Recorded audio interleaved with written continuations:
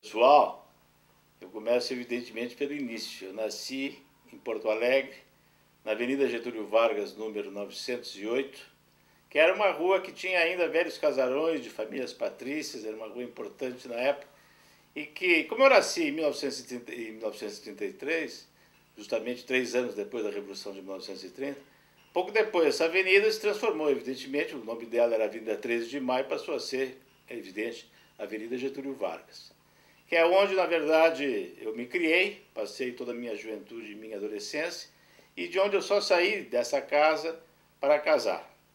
E, curiosamente, nessa casa ainda hoje, é o lugar onde, o terreno onde estava essa casa, é o lugar onde está construído um edifício onde eu tenho o meu escritório de advocacia. Todos os invernos, todos os outonos, todas as primaveras, eu passei nessa casa da Avenida Getúlio Vargas. Quando chegava o verão, nós íamos para Ipanema, que era um lugar à beira do Guaíba, a 15 quilômetros de Porto Alegre, que não era propriamente um lugar de veraneio, era simplesmente um paraíso. Isso era tão lindo nessa época, à beira do rio, e esse chalé que meu pai mandou construir para passar os verões, era um chalé de madeira que foi a primeira casa construída no Ipanema. A beleza do lugar pode ser, de certa forma, expressa por um incidente, por uma anedota familiar. Nós tínhamos um tio, irmão do meu pai, tio Lula, que de todos os irmãos do meu pai era o mais louco que se possa imaginar. E em razão dessa loucura, dessa excentricidade, era um louco extremamente inteligente, em razão dessa excentricidade do tio Lula, até hoje, quando a família se reúne, a personagem mais lembrado pelos ditos jocosos, pelas coisas engraçadas, pelos incidentes de vida extremamente curiosos, a pessoa mais lembrada é esse meu tio. Então, meu tio uma vez foi passar um fim de semana, bem no início, quando a casa tinha sido recém-construída, se levantou cedo, se sentou num banco que tinha na frente da casa, olhando para o rio, e se virou para o meu pai e disse: Valdemar é o nome do meu pai, eu acho que eu morri. Disse: como? Não, só o paraíso pode ser tão bonito assim, não pode existir um lugar no mundo tão bonito quanto esse. De maneira que os verões eu passei ali, à beira, todos os verões praticamente da minha vida, da minha infância, da minha adolescência, eu passei nesse lugar admirável que era o Ipanema daquela época, tomando banho, brincando, incluído num grupo de pessoas, muitos dos quais vivem até hoje, que são meus amigos até hoje, jogando futebol, havia um clube lá também onde se jogava futebol ou vôlei, etc. E brincando na beira da praia, passei grande parte da minha vida nadando e andando de barco naquele rio, que realmente era algo muito bonito. Tem coisas relacionadas com Ipanema que se gravaram na minha memória como quadros assim fantásticos. Um deles, eu tinha um amigo, Léo Truda, que vive ainda hoje, é dono de uma farmácia em Porto Alegre. O Léo Truda, curiosamente, aos 10 anos era apaixonado por ópera.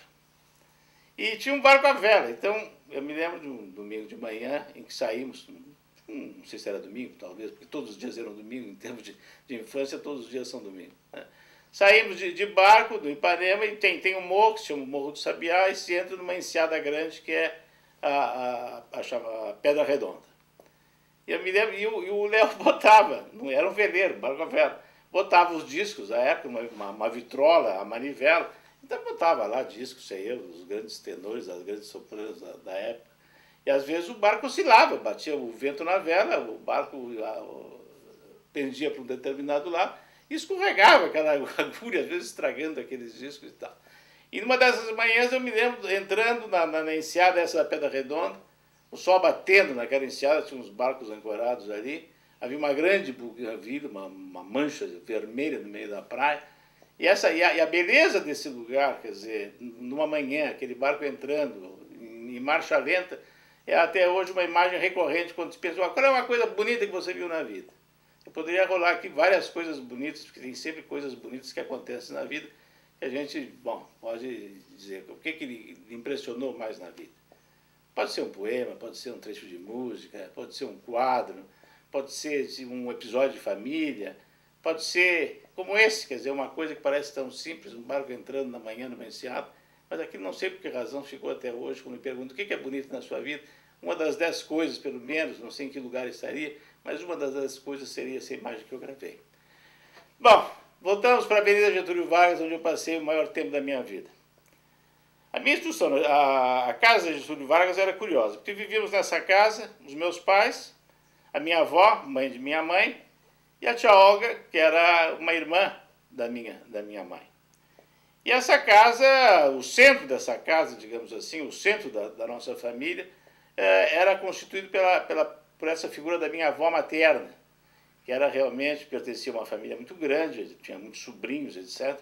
Então, essa era uma casa muito visitada, em que as pessoas iam com grande frequência lá.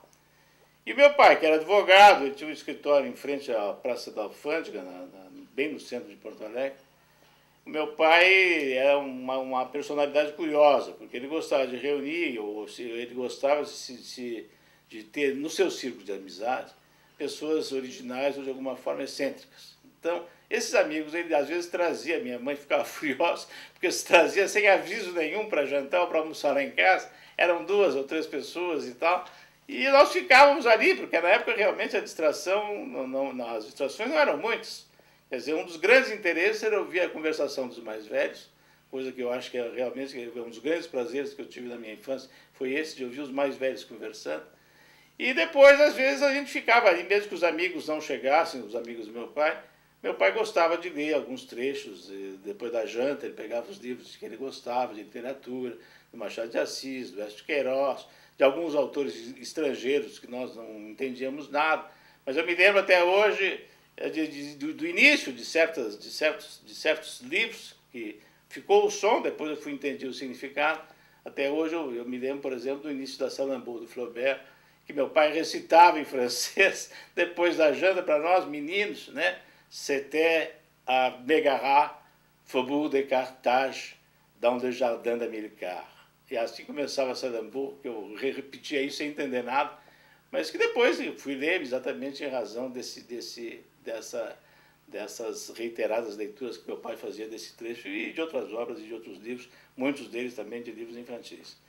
Meu pai também era um grande contador de histórias infantis, de histórias para as crianças. Contava uma história do navegador solitário que andava pelo mundo de barco e tal.